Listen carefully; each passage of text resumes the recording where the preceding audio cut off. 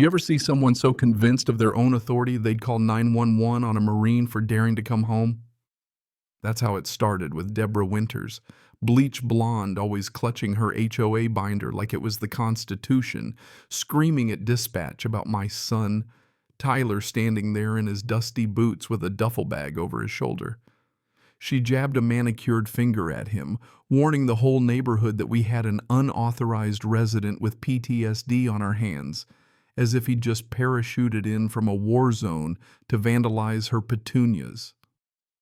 You should have seen the way she retreated, playing it up for the neighbors like he might explode at any second.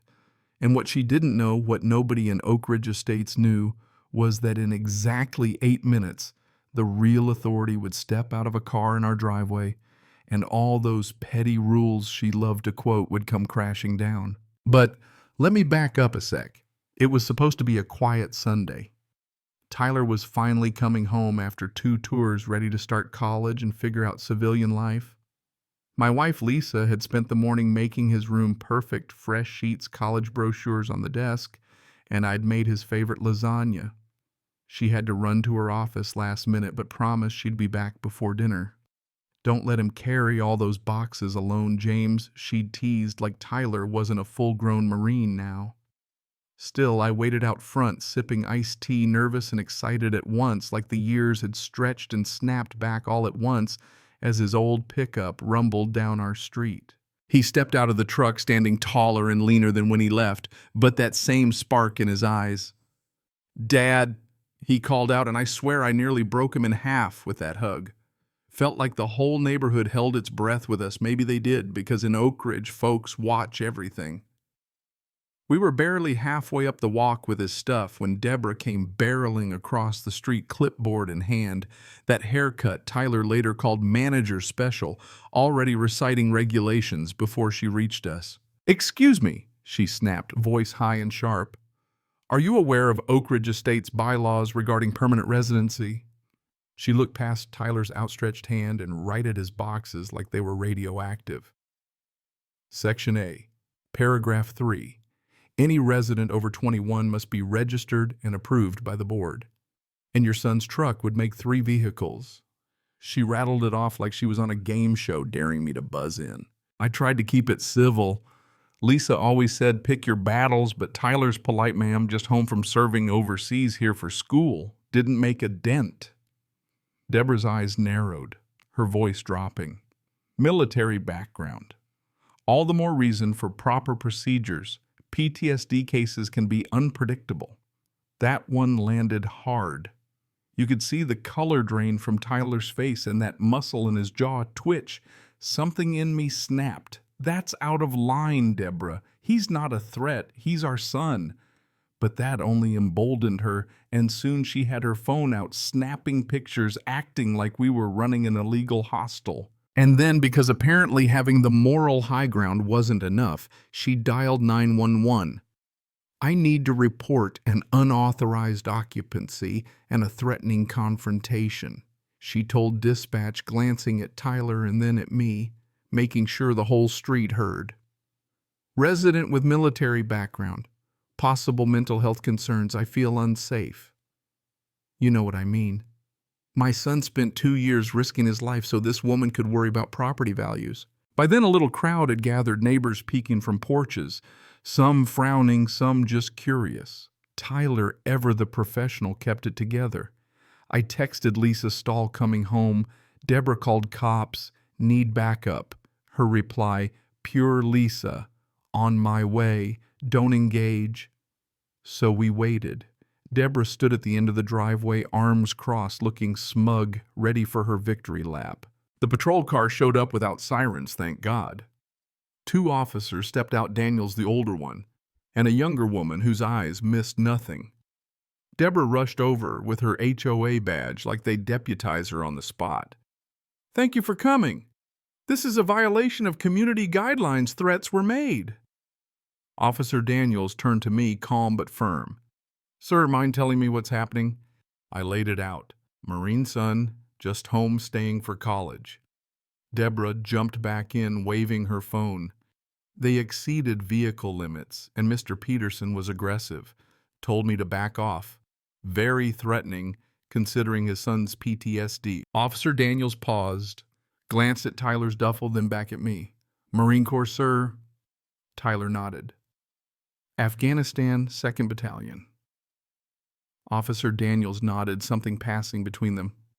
My son was 1/5 Hellman 2019. For a second, they just looked at each other, mutual recognition, the kind you can't fake. Daniels finally turned to Deborah. Ma'am, this isn't a police matter. Family members moving in, especially after military service, is a civil issue, and 911 is for emergencies. Deborah's face went red, but she wasn't done. Threatened fines, formal violations, even told us Tyler had to find alternative accommodations. But right then, Lisa's BMW pulled up. She stepped out in full dress uniform, 4 silver stars on her shoulders, a look of pure command that made both officers straighten up. Deborah started stammering, "You the regulations." Lisa barely glanced at her. Miss Winters, I'm fully aware of HOA regulations and also the Service Member Civil Relief Act and fair housing provisions. State law overrides HOA bylaws. Officer Daniels, am I correct? Yes, General. That's when the whole street realized just how badly Deborah had misjudged things. Lisa didn't raise her voice, didn't have to. You created this spectacle when you called 911 on my son for coming home. And when you fabricated claims about threats, you crossed the line. Deborah shrank before our eyes, mumbling about just enforcing rules. Officer Daniels cleared his throat. We'll be filing this as unfounded. Miss Winters, don't call emergency services for HOA disputes again. You could almost hear the air leak out of Deborah's authority. Neighbors started gathering Mrs. Thompson from across the street. The Garcias next door, the Washingtons who'd always kept to themselves, thanking Tyler for his service and glaring daggers at Deborah. But the next morning, 3 violation notices were taped to our door, shrubs too high. Driveway cracked, wrong flag bracket. Lisa just smiled, cold as steel. She wants to play games. Let's play. She had me photographing the whole street, finding worse violations at Deborah's own home, her fence too high, lawn gnome unapproved. Meanwhile, Tyler's marine intelligence came in handy. He organized the neighbors learned the Rodriguez kids' basketball hoop got sighted, but not Deborah's grandsons. The Patel's solar panels were denied, but Deborah's friend got hers approved in a week.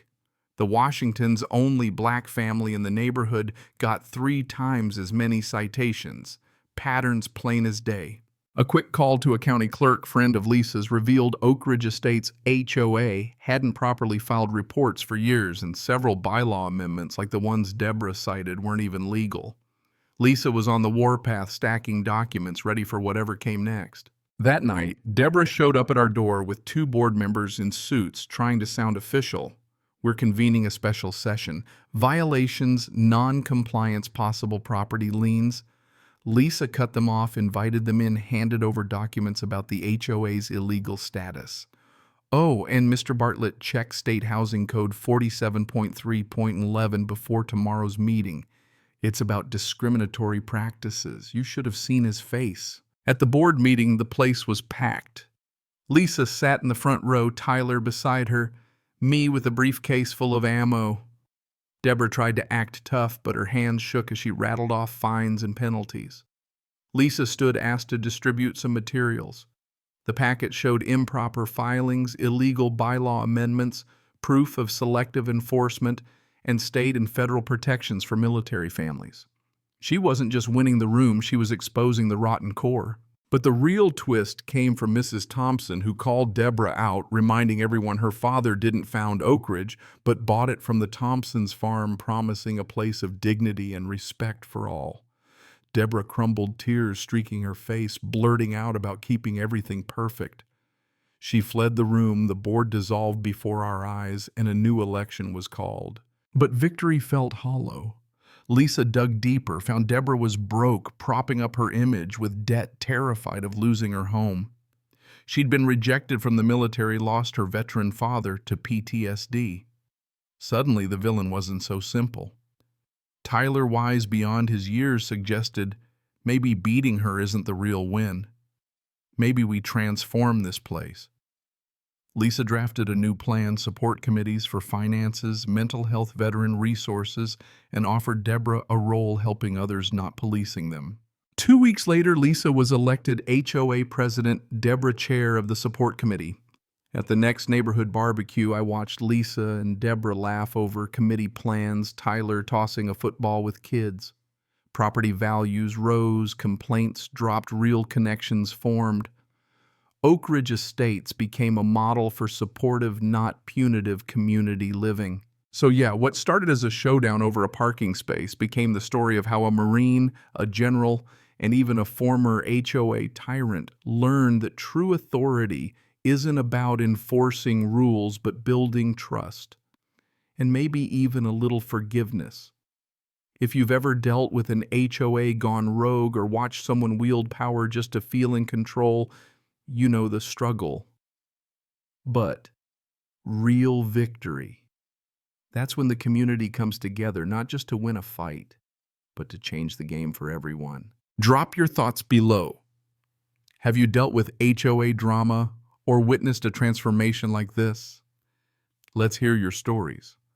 Because sometimes the battles we never wanted are the ones that teach us what it really means to come home.